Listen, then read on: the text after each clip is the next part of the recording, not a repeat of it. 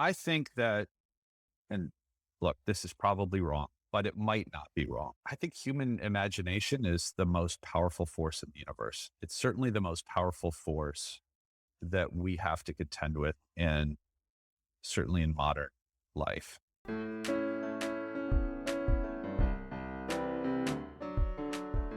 This is Sachin.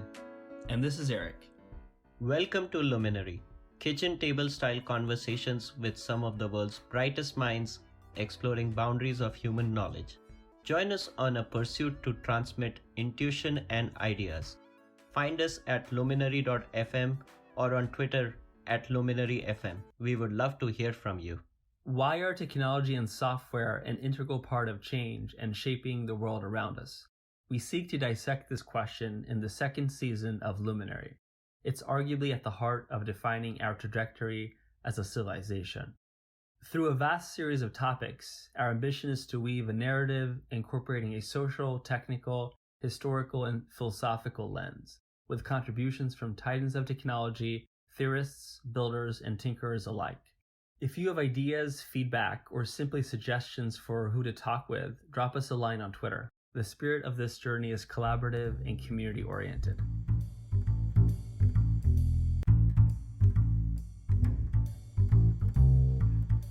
Our guest today is Eric Peters, founder, CEO, and CIO of One River Asset Management. He's a macro thinker with a rare ability to parse markets, human psychology, and long-term trends.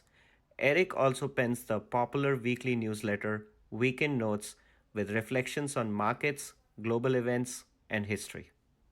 Our conversation with Eric centers on models of change. We cover Eric's philosophy and models of change, how he applies these models in markets, and technology as a change agent. We also discuss the power of human imagination, digital assets, and lessons from 20th century financial market history. Quick heads up, we encountered some audio challenges while recording this episode, and while the content is fabulous, there are some isolated instances of background noise in the first half.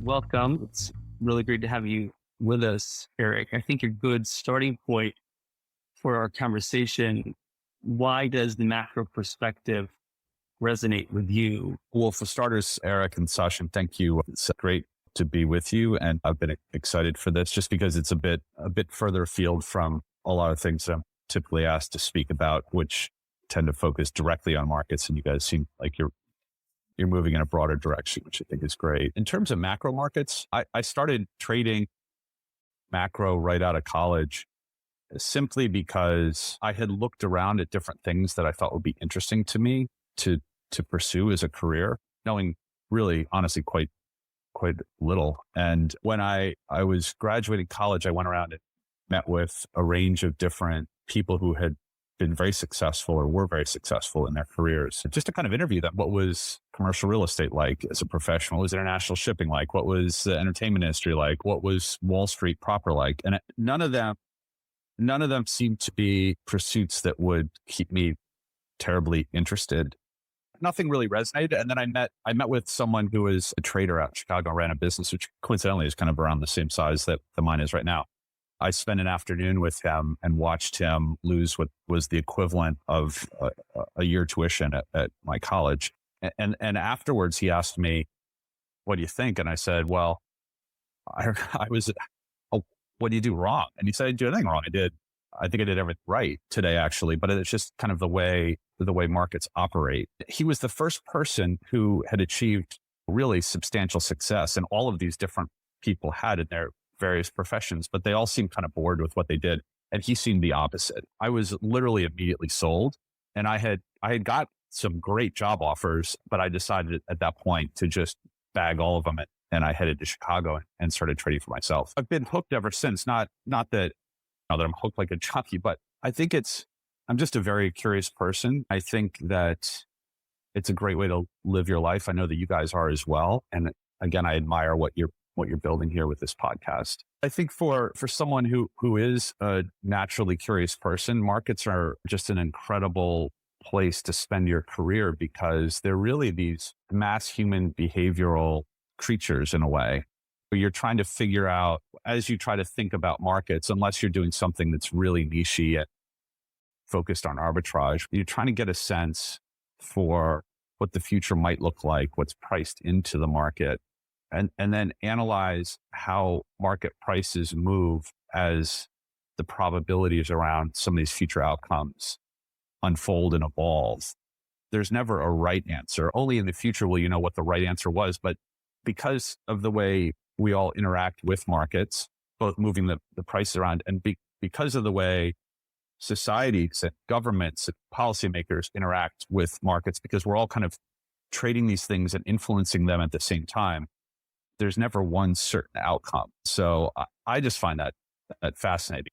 I think I am good at staying really quite objective about the range of future possibilities and try to remain unbiased. And then every once in a while, something seems really apparent that is poorly understood. And those are exciting periods. I think we're in one now, incidentally. That's what's kept my attention. And I love what I do. It's absolutely fascinating. Certainly not for everyone. It's torturous and painful in all kinds of ways. It's a wonderful way for a curious person to spend their career. Yeah. And taking this aspect a bit further, how do you situate our existence as a civilization with respect to the backdrop of, let's say, even human history? When I was a lot younger, I'm 54 now. I don't know if it was when I was 25 or I'm not sure, but I lived in London. I bought this huge book, and the book was actually a map that folds out to, I don't even have it anymore. It was probably 10 or 12 feet long. It was a map of human history.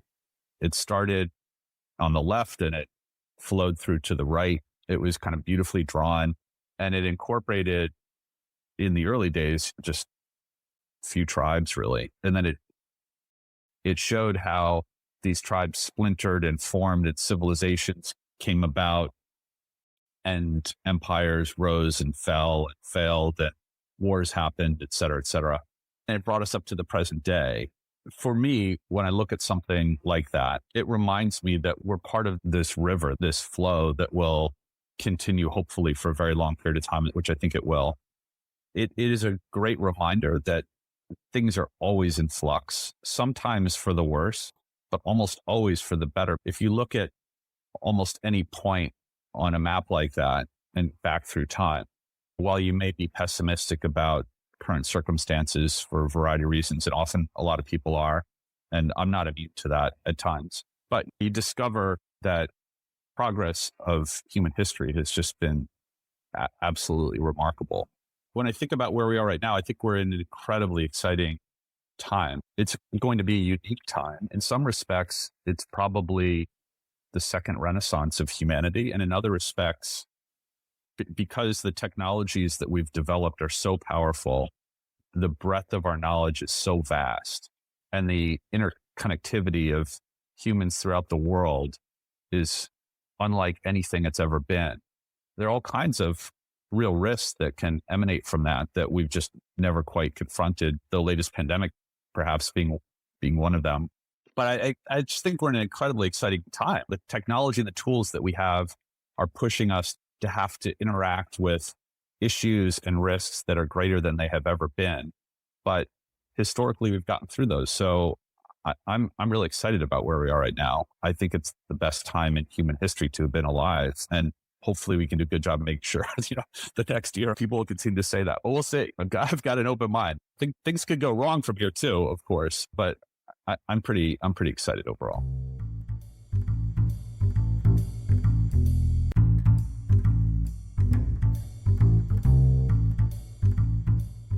We'll talk about some more abstract notions now in a bit more detail. We'd like to define some of these aspects related to your philosophy of change, your philosophy of, I guess, how you study change. And the first, of course, term that jumps out at you is change itself. So how do you think about the anatomy of change, and how do you define change? I do think about change a lot because, in a sense, I traffic in change. when you study that for a long time, one of the things that I think you can't help but come to recognize is that the vast majority, perhaps all people, are resistant to change.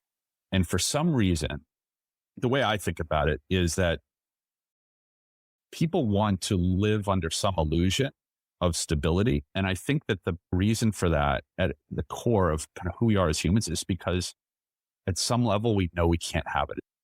The one thing we can't have is stability. Even if we create the most stable environment around us, every day we're a day older and we're closer to dying. But there's no way to prevent that, right? So it's the one thing that we can't have is stability. And probably that's why people crave it so much. And the great irony is that if things were stable, we still would live in caves, which I presume most people wouldn't want to be doing. It's through embracing change that we advance. And yet people don't seem to want to change or they're scared about change. To me, change is just transformation, evolution. It's moving from one state to something that's different. And most of the time, those differences day by day are so incremental as to hardly appear to be anything. And then there are other periods where day to day, week to week, the change is really dramatic. For a long time, we haven't, at least in the West, we haven't really lived through a really traumatic period. And now we have, like, we've moved through something which has shaken people's foundations and made people, even if they have a stable job, they've felt out of control to a certain degree. And I think that's super healthy for humans, like, to just confront the fact that things are always changing. And I try to guard against my own tendencies to want to resist change. And I say that because I recognize that I'm human like everyone else. So I probably have those same biases and same impulses and instincts that I really do try to look for ways to recognize change, embrace it, and incorporate it into just how I operate, how I think about the world, life, etc. How important is to invert that question in some sense? The question of when does not change? Where in the prioritization scheme does that fit in for you? The question of when does not change? For me, there are all kinds of natural laws that don't change. And so those are pretty boring. The most interesting thing that is not change. So like gravity, best we can tell, does not change. Although I think all the exploration into the world of quantum is forcing us to think about even some of these fundamental principles that we just thought were given. That's super interesting to me. I don't think that in my lifetime, I'm really going to understand those things. While I think that there's a whole world of physical phenomena that we will understand more through time, I don't think I'll understand a whole lot more through my lifetime. So I like to keep an eye on it because it's so interesting to me, but I don't spend that much time on it because I can't really get my arms around it. The one thing in my life, and I think in our lives, that really doesn't change is human behavior. It's not to say that on an individual level, we can't evolve. I think we can change on it as individuals. And I think societies can go through periods where they look like they're becoming more enlightened. And I hope through time that we do, but they're big parts of how we operate as humans in families and in tribes that now look more like countries that just don't really change a whole lot. That's super interesting to me because you have this complex mass human psychology animal or creature in a way. I think humans are kind of a super organism. There's this thing that has elements of it that appear to evolve over time, but a lot of the core doesn't change. And then it's interacting with a world that seems like it's always changing. That's where a lot of opportunity arises. Why is change important? If humans weren't engaged in all these activities that are creating all this change in our own little bubble floating around the universe, would it matter? It's like, I don't think it would matter at all. Not big picture, right? So it matters to us. And it's a feature of evolution that for whatever reason, we have this thing called intelligent life. And we've just kind of come of age. And we have this desire to just build and improve and discover. And that all those dynamics as we're working through it create this change. I don't know that it's necessarily important, but it is to us individually because it's just, this is all we know, right? But in the abstract, is it important? Maybe not. I remember when it might've been in third grade or fourth grade. I remember learning all about Egyptian history. One of the remarkable things about that is that nothing really changed for a long, long period of time. They had a lot of the same technologies and they just became very stagnant. As a result, they became very vulnerable. I do think that if you take the issue of change out of the abstract, you just apply it to human history. If as a society you don't embrace change, you become stagnant and fragile, and then ultimately you fail. It is important, if you're living on Earth, that you're the kind of person who can adapt to change and the kind of family who can adapt to change, and society, and nation, and probably ultimately species. For us as a species, we haven't had to really confront the importance of being able to adapt and change, but we kind of are probably beginning to, just because of our impact on the climate. And eventually that will become a bigger and bigger issue. One more thing here, just so listeners have a better sense of your lens and filter. Let's hone in on kind of the relationship between time and change. First, how do you think about that relationship? And are there any patterns you've identified when it comes to how time relates to change? I'm just curious to hear your thoughts on that. It's really important to identify the time horizon that is important to you and map that to whatever it is you're trying to figure out. Depending on your time horizon, things change dramatically, and depending on your time horizon, that can be really quick. I think it's important to remember that things are always, always changing. Then to kind of bring it back into what's relevant for our lives and markets, I'm looking for things that are happening that don't make very much sense. If I can identify those, then it tells me that there's probably some different reality that we don't yet see, we don't yet appreciate. Consequently, we haven't yet priced in. Some of those can happen over decades, and some of them could happen over years, and some of them could happen over months and even minutes. I don't traffic in minutes anymore. Maybe early in my career, I cared about that. I kind of don't really traffic in even weeks, but I look for things that run contrary to what my estimation is. When I look for counterintuitive price movements to help me identify things that I think are real information, even if I don't have to understand why things are moving in a counterintuitive way. I just need to understand that they are and have a lot of confidence in that. And that requires you have the experience and confidence to identify what most people really are thinking and their level of conviction. So then you have a kind of a piece of information. Then when you see that weird movement, you don't have to understand why, but you will understand that there is that change. If you can hone in on the right time horizon where you believe that information is actually very valuable, then you really have something there. That's how I think about those different time horizons. It's super important to make sure that the information that your analysis, it matches the time horizon that's relevant to you.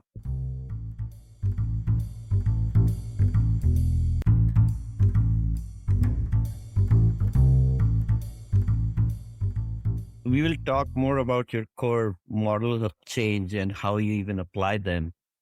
How do you think about the models of change? How relevant it is to have those models? When it comes to financial markets, one of, I think, the most important things to think about when you think about how things change is to recognize that financial markets are always evolving. The most important model of understanding changes is evolution. There's no end point. What happens is, and this is increasingly the case, we're trying to measure things by looking at markets. We think that we are exogenous to the movements of those markets, when in fact we're endogenous to them. We're part of the markets that we're trading. And central bankers are trying to look to markets for signals for how well they're doing. And people confuse markets for reality. They start interacting with markets to create the kind of the illusion of a reality as represented by how a market is behaving. You get these divergences between actual reality and this illusion of reality. The illusion of reality is the market that's being manipulated by the central bank or the government or the regulators or the large traders and investors that are interacting with that market. Those create all kinds of distortions and opportunities. You get the illusion of reality diverging too far apart, and then they periodically end up collapsing. Those equilibriums become very unstable if the difference is too wide, and then there's kind of a collapse between the two, and then the process can start all over again. When I think about models, models of change when it comes to markets, I really do think about them as always evolving and making, in a sense, our best plans look foolish if we're aiming for stability. If we think that we've developed something that's just going to be perpetually profitable, it's just unlikely to be true. I'd say evolution in markets is just the most important thing to really just embrace, and it is what it is. Yeah, this is interesting. Get a better sense on your kind of philosophy and application of models of change. And really, these are your mental models. So you mentioned reflexivity, the endogenous variable, and then evolution. Those seem to be two, I guess, mental models that you apply. What else? What else is in the toolkit? We'd love to get a better sense of how you process the world, your sort of information processing apparatus. What else is in the toolkit in terms of models? I think that what I've described is really the foundation of how I think about things. I think that financial markets and the way economies work and the way people and governments and regulators and investors, I think the way they all interact is just always evolving. A lot of people look for repetition. I think that there are a lot of behaviors that repeat, but they manifest in ways that are sufficiently different that you need to be super humble as you look for things that have repeated or corollary periods. So because we think that we're in a period that resembles the mid to late 60s, number one, doesn't mean that the 70s will follow. Could. There's going to be something really pretty different. When I think about models, if you just try to get closer to a subject than most people do, then you have a really strong advantage. Doesn't mean you need to really know exactly what the future looks like. If you have kind of made money or guessed part of the future right, people ascribe way too much value to your opinions. It's incredibly important to remain tremendously humble through the whole process of doing these things. Anyway, I don't know if that really answers your question, Eric, but I don't think you need a lot of models to try to, at least I don't, to try to figure out how the world works at the highest level. I mean, there are other models for, well, how does monetary policy work and how does inflation work and how do investment cycles work and all those things. There are a lot of sub models, but at the highest level, the things that are most helpful for me is to really understand that the world is always changing. All these markets are evolving. There is unlikely to be a period that really, really, really closely resembles another period, but there will be some similarities. So it's important to kind of study those histories. If you do a lot of that work and you have a very good broad perspective on things, you've got to stay super attuned to any inconsistencies at how things are behaving relative to what you would think that they would in that framework. When you discover those, you need to drill in. And if there really is a material inconsistency, then you literally have found gold. You can even make a lot of money, even if you have no idea what that change is, just because you know that there are a lot of other people who are going to have to concede that their worldview is wrong for some reason. And the process by which they start having to exit their positions just to get flat, you're going to make money by being ahead of that process of discovery. God forbid you can actually wrap your head around what that discrepancy actually means and wrap your head around it to the point where you have a lot of conviction. Then you can actually get aggressive at markets. And those are definitely the biggest opportunities for, I think, an investor or person is when you can identify those periods with enough conviction that you understand what actually is going on, that you can make a big concentrated bet, whether that's and by the way, that can apply to a business, that can apply to trading, it can apply to a lot of things, but that's at the highest level. That is my model. You spoke to understanding history, reading patterns as a way to apply models or even figure out what's happening. What are the other ways you imply your models? I could answer that question in terms of what we do in markets and then what we do in our business. The two are somewhat related. In market, we do things that are both discretionary and systematic. The things that we do that are systematic are intended to incorporate our thinking and then codify those things. It's not that I don't believe in machine learning or some type of AI approach to trading. I would love to incorporate that into what we do. We have not yet discovered that we have an edge in doing that at scale. We are very active in trend following strategies. The reason for that is I think we get paid to engage in those activities and follow those trends because it is difficult for most people to do the same thing. It's psychologically difficult for people to hold on to winners for a long time. It is difficult for people to accept that they have made a mistake. We have a very high level of conviction that the coming decade will see an awful lot of changes. The great thing about trend is you can capitalize on those, even if they're up or down. We're always hunting for really big opportunities. We talked earlier about how to identify those big opportunities. I think one of the really big opportunities that we'll look back on and say change the way financial markets operate, potentially the way societies operate, are the technologies that collectively fall in the category of blockchain. We've made a big bet in markets on effectively the currencies or the tokens that are attached to some of the dominant protocols like Bitcoin and Ethereum. We'll be doing things in other markets as well. But we've also set up a whole part of our business to capitalize on that opportunity because I think that I have incredibly high conviction that, and is growing, that these technologies will change, again, markets, market infrastructure, and perhaps bigger and broader things across the way humans interact with one another, maybe the way governments work potentially in the end state. We want to be part of that change. We want to be vested in those strategies. We also want to be building out a business to capitalize on that. They're all connected, what we're doing in markets and what we're doing in business, but we've really made a significant entry into that space. We're the first dedicated institutional asset manager in digital assets. There are other firms that are doing money management, but we're the first kind of traditional alternative asset manager.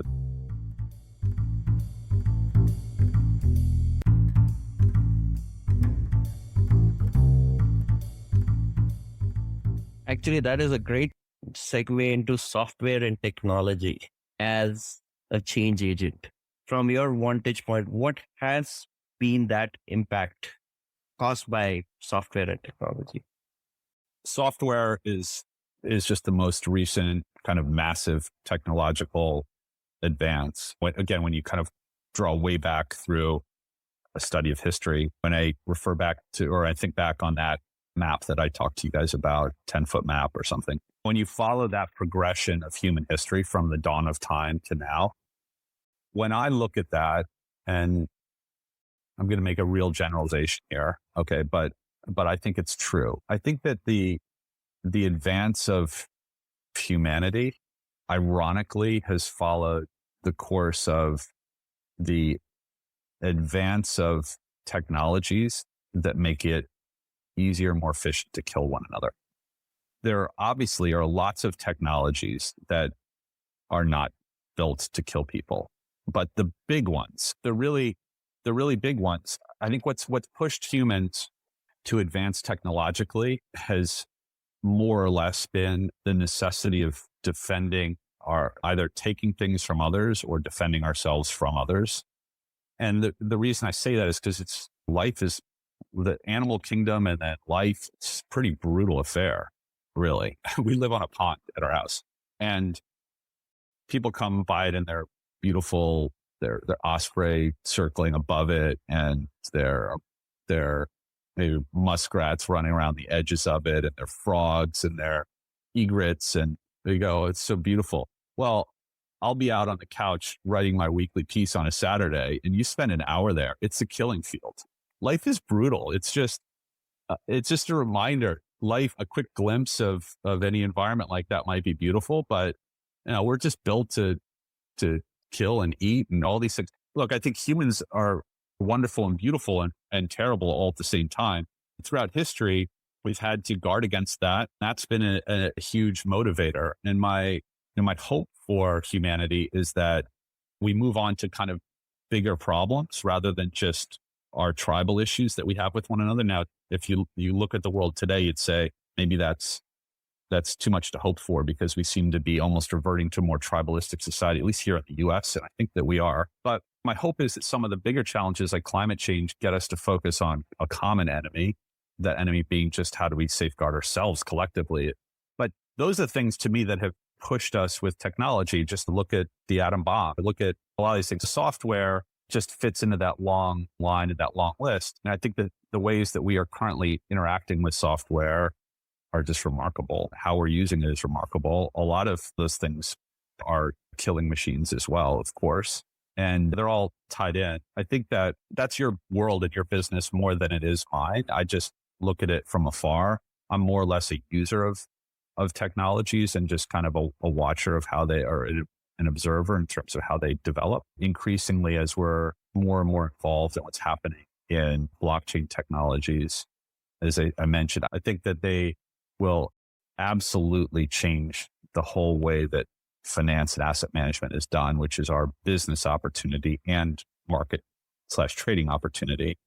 We've connected 7 or 8 billion people together who now at their fingertips have access to everything that humans have ever discovered or theorized about. Every single human has that ability, and we can all connect with one another at the same time.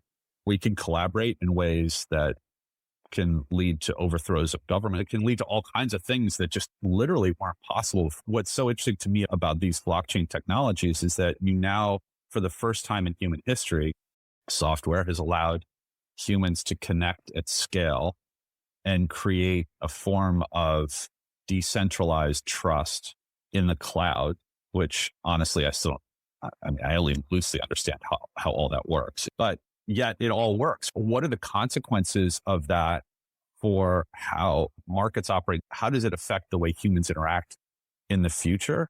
I don't really know, but I think it could be pretty wildly different from what we've assumed has to be the way things operate. So for the last 1,000+ years, I would say, and maybe the true number is the last 10,000 years, we have assumed that the way the world operates is some kind of tribe that's now expanded out all the way to potentially an empire. But there's some type of centralized control or authority that is the foundation of how we think the whole world operates. And that could be the way our credit card company operates, or our bank operates, or the US government operates, or a central bank and a currency of a country, or an organization that provides humanitarian aid, or you name it. If you really think deeply about how we believe the world works, you will quickly arrive at a point where you go, we have made a huge assumption that there needs to be some type of central control. Even the family structure, like everything that we do requires some type of central authority or control to provide trust. Now, software and the development of blockchain technology has called that into question. It's actually not necessarily true. We're only at the beginning of thinking about how that will expand out across not just financial markets, but society.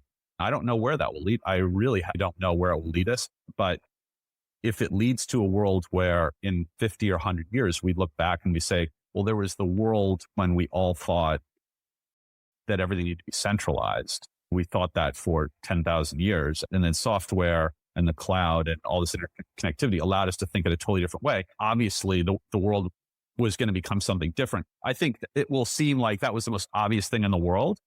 But I think we're in one of those moments where the potential for an obvious, what will end up looking like obvious next step, we're in the beginning part of that right now. I don't know how it will manifest. Software has enabled that. And that's just, it's incredible. That's really incredible. You did speak about software connecting 7 to 8 billion people. It is probably questioning our current assumptions and view of the world. And that's how maybe we are at a precipice of this change which starts. Do you see the change accelerating? I do. Yeah. I think it has been. And it's almost inconceivable to me that it won't really accelerate from here, actually. It's a bit mind boggling because it feels like so many things have changed just in the last 15 or 20 years. I think the real change is just getting going because these things scale. When you create a network of users, we look at things like, I don't know, Facebook, or I don't use Facebook, to be honest, but we look at these kinds of things and then you can see the market caps that are created. That's just a reflection of the recognition that there is value that is created when you get a lot of people together. But what's been happening increasingly, I think, behind the scenes is that, yeah, you have all these people forming these networks in social media to, I don't know, enjoy presumably have deeper, more fulfilling lives, although I question that enormously, which is probably why I've tried to avoid it. But there's no question that these networks create greater value for their users as they expand out, and that those things can accelerate. There's probably a limit to what Facebook can become, for instance. Hopefully it becomes much less than what it is now, from my perspective. I think in the scientific community, these networks have formed, deepening, and the technologies are deepening. And what's possible is, I think we haven't even really scratched the surface of what's possible. One of my brothers is a CEO of a company that is doing something that's never been done before in technology. And he's sold a company that had created materials that had never been created before that make solar more efficient. Now he's working on creating 3D flat screen technology that will, in its end state, will be able to take a wall and turn it into something that is indistinguishable from reality with the screen. That's 3D. How will that change the world? I don't know. But all of the big tech companies are working on augmented reality glasses. I've seen some of the early versions of that. Some of it is silly kind of stuff. You can be looking at your glasses and the dinosaurs running around, and that's kind of fun. But then some of the features are in an augmented way. In front of you is a human body or human heart that's pumping in 3D, and you can peel back layers of it and watch and see how that operates. The impression that you're left with is far richer and deeper than looking at that on a 2D textbook or something like that. You feel like you've interacted with the human heart and traveled through it, and it feels incredibly real. All these things, like all of this stuff, is being powered by rapidly advancing technology, this network effect of incredibly smart people that are collaborating. It's hard to fathom that it's going to do anything other than accelerate.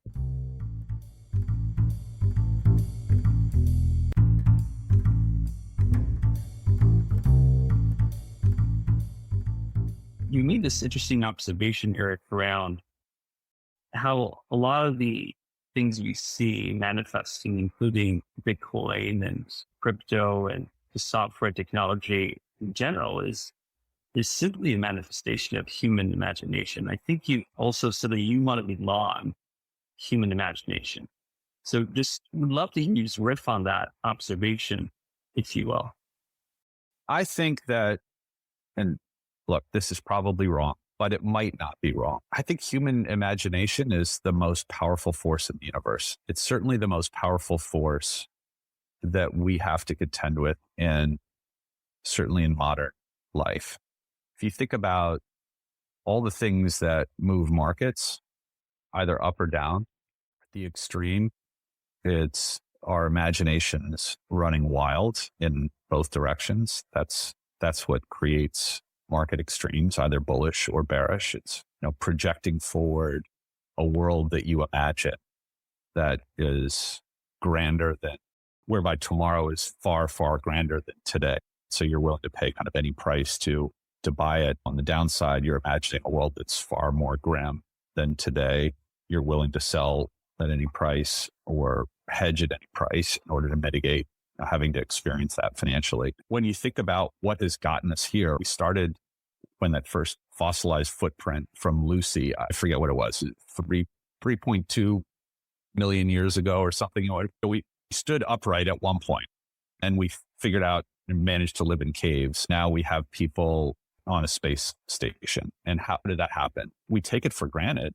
People invented that. But what does that really mean? How did that happen? Because I know that we're intelligent beings, but there are plenty of states of a potential world where you could have imagined intelligent beings not having created that, not having done what we did. I think the driver is that we human beings can imagine a tomorrow that is different from today. Generally speaking, we want, again, to protect our tribe, our family, ourselves from outside threats. And those could be environmental, and those could be animal/environmental, or they could be other humans. And we try to protect ourselves. We imagine bad things could happen. You can imagine good things that we could create that would mitigate the risks of those bad things happening. Then we have the intelligence to do something about it. And we do that through discovery of new things and invention of an application of some of those discoveries. That process repeats and compounds. And best I can tell, when you look at how quickly our ascent has happened from kind of a technological basis, it's an incredibly powerful force. I think that if you want, you could sit back and you could say, well, it's going to have natural limitations and we're going to hit the limits of quantum computing and then we're all going to flatten out or we're going to kill ourselves. All those things might be true. I don't know. They might be. You have to concede that it's possible. But it could also be true that for all of the mysteries that we know exist in the universe, and we could spend a whole podcast on that, I'm sure. I think for all of our misunderstandings, probably about how it all works, one of the things that I just would observe is that this force of human imagination, behind it is human ingenuity, is incredibly powerful force. There's just, you look around the world, there's nothing that's more powerful than that. Yes, the sun is incredibly powerful and it could burn us all up and everything else. But it might just be possible that human imagination combined with this ingenuity, and it just, like, to me, it's much more interesting and therefore what I would consider real power. It's more powerful than anything else that I think is out there. When it turns against itself, it's frightening. You see that occasionally in financial markets, which don't really matter at the end of the day. I mean, like, at the end of the day, financial markets are just, it's really not that important. Wars are important, wars and things like that. But you can see that dynamic happening in wars, and you can see that the people's imagination, when it runs wild and they become fearful, can lead to terrible outcomes. But most of it's just imaginary. It's a frightening and it's a beautiful thing. To your point earlier, the fascinating thing is when people's collective imagination can compound, and that can be shared, a shared collective imagination instead of one individual in isolation. That's the fascinating thing that these software-based systems enable. We alluded to this idea of measuring change earlier. Any practical or specific factors that you incorporate or you would point to, call out with respect to measuring change? I've always liked to look at price charts because within them, you can cover an enormous amount of ground and normalize everything or anything to a similar way of analyzing it, which is just kind of the movement of price. And it can be economic indicators as well. It could be central bank balance sheet levels, could be all these things. It's not so much that I use them to measure change as opposed to track it, but maybe that's one and the same. But when I started trading, there was this thing out in Chicago, it was effectively an old newspaper. It came out once a week. It was, I don't know, the CRB commodity something or other. It was a pack of charts, and it was effectively every commodity chart, commodity futures chart, which included equity index futures and fixed income, et cetera. I would update each one of those, the high, low, close every day across all those charts, just because it helped my brain, each of these markets, even if I wasn't trading them, because I felt that these different market relationships probably contained information in them, and that having real feel like a touch and feel for how and why different markets, or at least how they have moved in a day and in a week and in a month and in a quarter and in a year. Having a feel for that would help me. I think that it has, but I also think that I spent so many hours, God knows how many hours I've spent in my life just looking at charts. I think that it just mapped into my brain. That's how to follow change. That just become probably part of how I operate.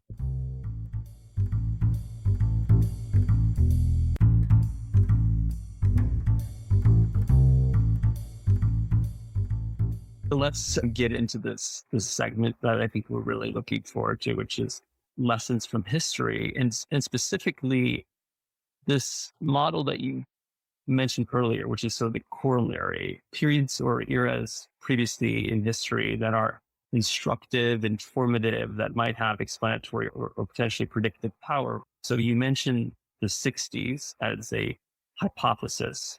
I guess you see a lot of corollaries between the 60s and today. Maybe let's start there. Why? And then expand more broadly on eras or events or periods of time in history that you find particularly informative for today's world.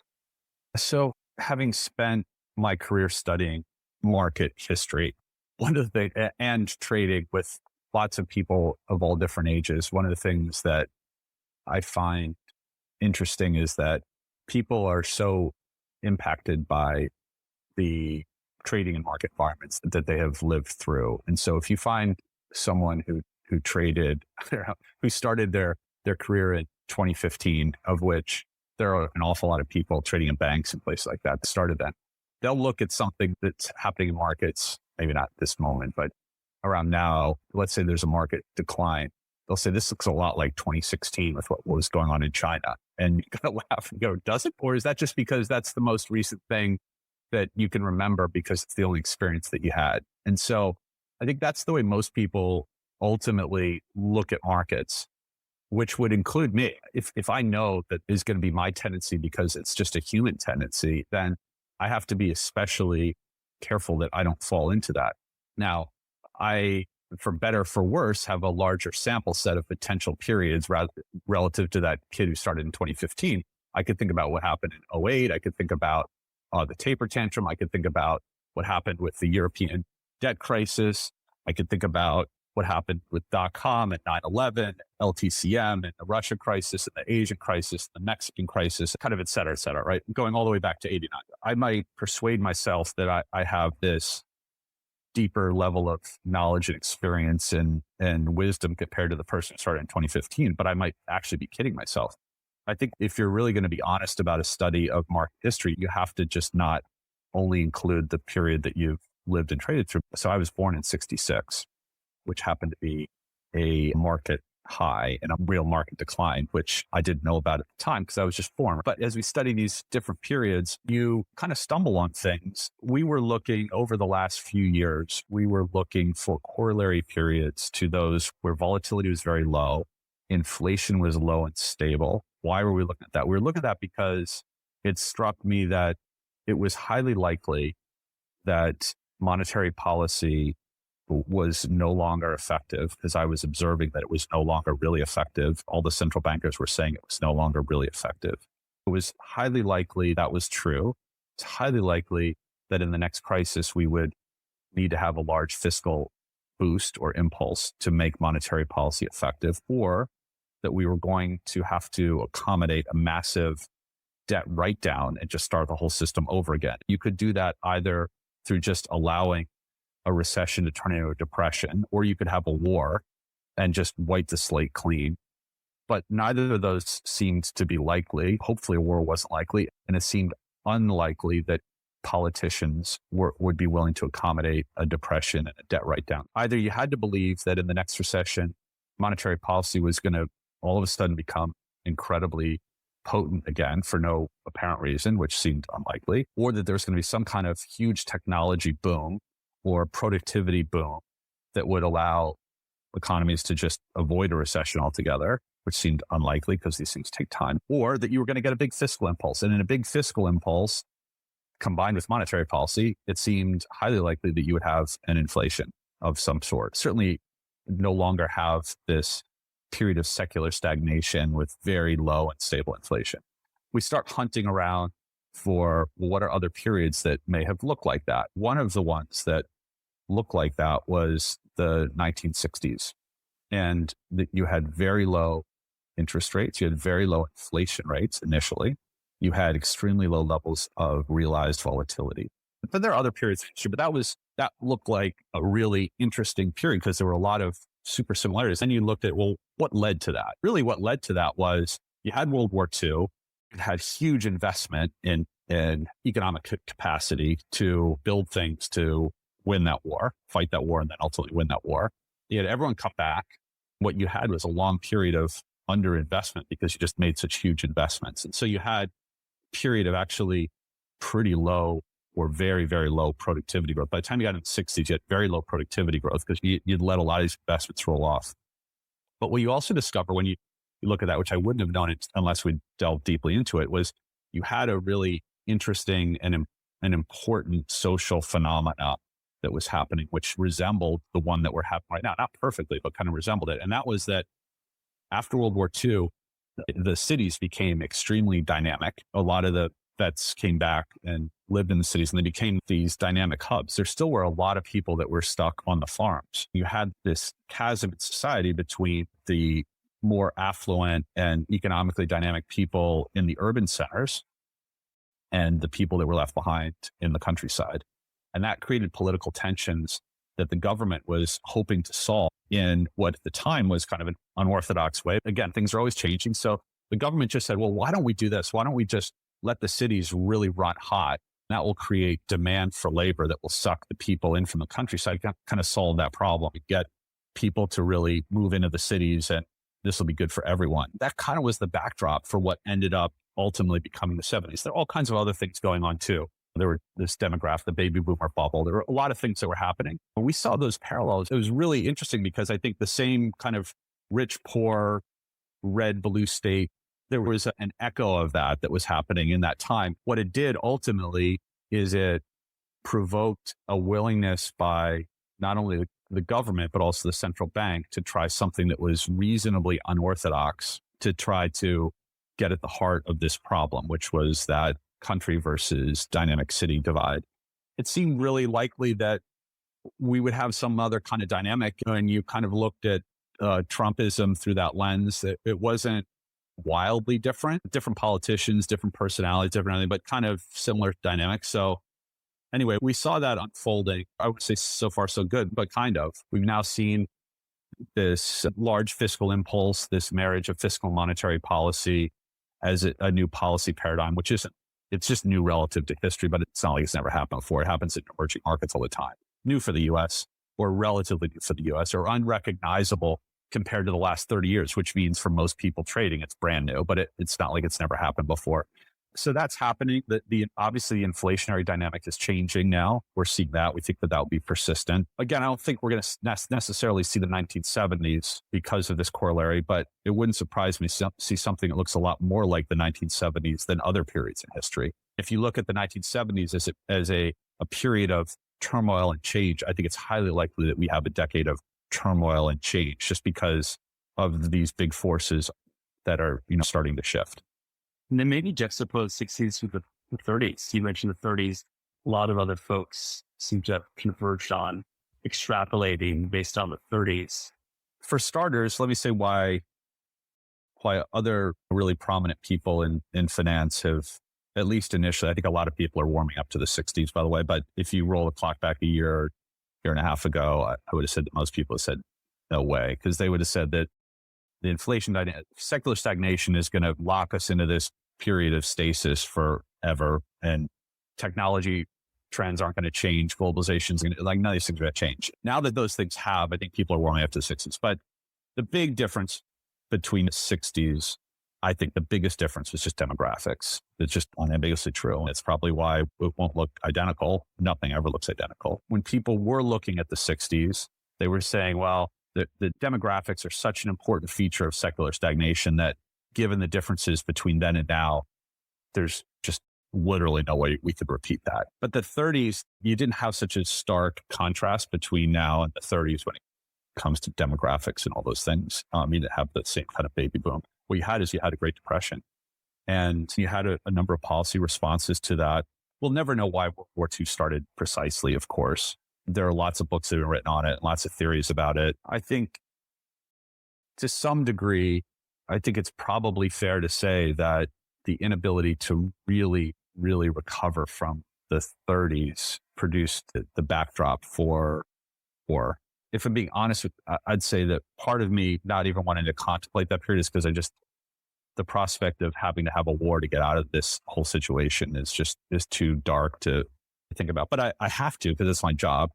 It's not that I can't see parallels between that. I think that the view was that the '08 period was equivalent to a Great Depression, which I don't think that it was. That as a consequence, we were kind of stuck in this 30s type paradigm, late 30s. It didn't seem as extreme to me. It seemed like we've learned enough from that period that we probably won't repeat it exactly the same way. I think people are a lot less focused on the 60s and 70s. And I think almost everyone attributed the 70s to some combination of a bubble, a demographic baby boom bubble combined with a couple oil shocks. And then they just kind of move on. When we looked at it, we said, actually, probably you shouldn't move on. There are enough parallels that we should take it much more seriously, not be so dismissive. People have studied the 30s so substantially. If you look at Bernanke's response to '08, it was really to avoid that whole outcome for precisely the reasons that it's just too horrific to contemplate repeating that again. I just kind of don't think that we will. And best I could tell, the '08 shock was a shock, but it just was not even remotely close to the Great Depression. I don't know. I struggle to see the exact parallels. I concede that there are some similarities, and I just hope that they don't play out. And I also think the nice thing about people focusing on dark periods problems is that they probably won't repeat. And starting from Bernanke, Bernanke right out of the gate was like, look, we've lived through this before. Let's make sure we don't do it again. And I would have changed many things, or at least some things about how he handled things and how government handled things. But it seems unlikely we're going to repeat that. Yeah, that's a lovely stream of thoughts.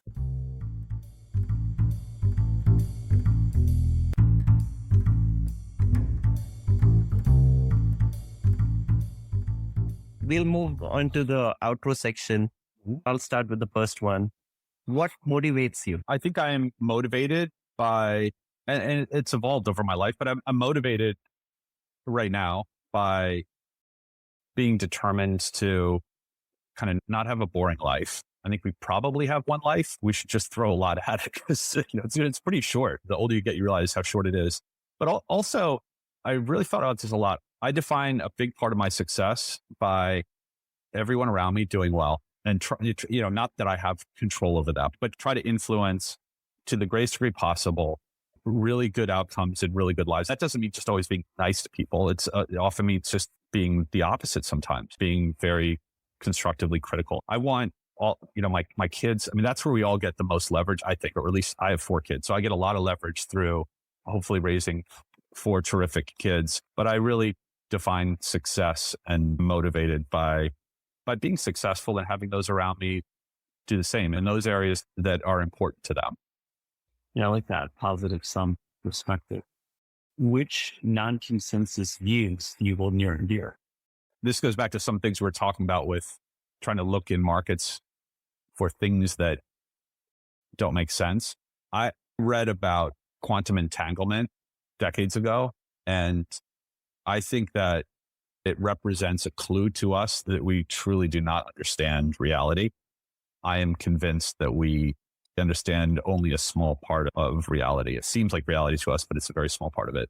I think that informs the way I think about markets to a degree and live my life and think about society. I think that we just don't understand reality.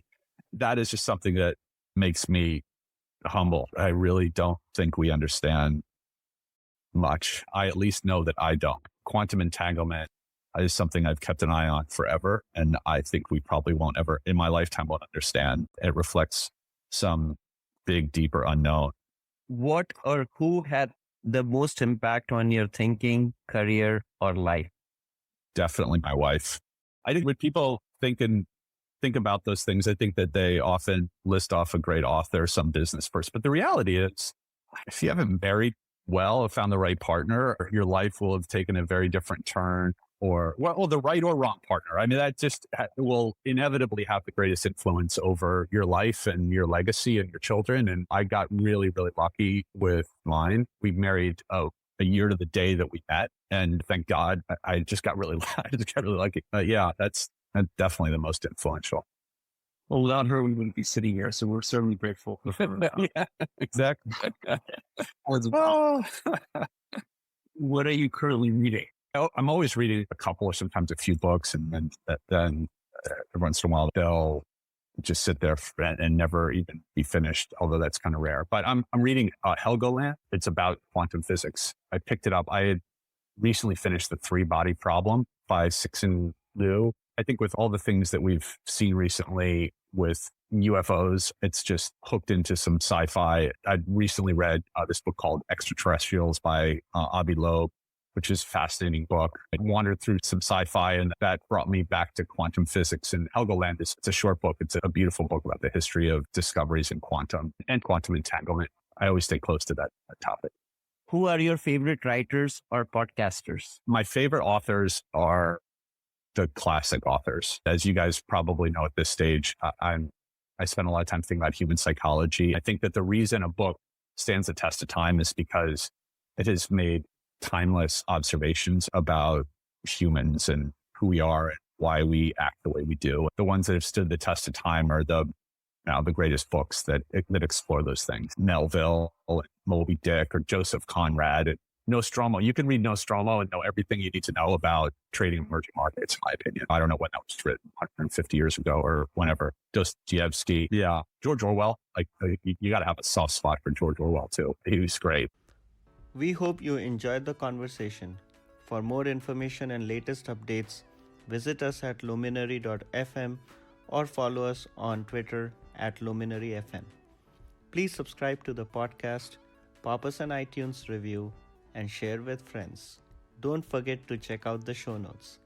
And a quick disclaimer, the views and opinions expressed in this episode by the hosts and the participants are solely those in independent capacity and do not in any way represent the views from any organization, company, or management they may be associated with. And thank you for listening.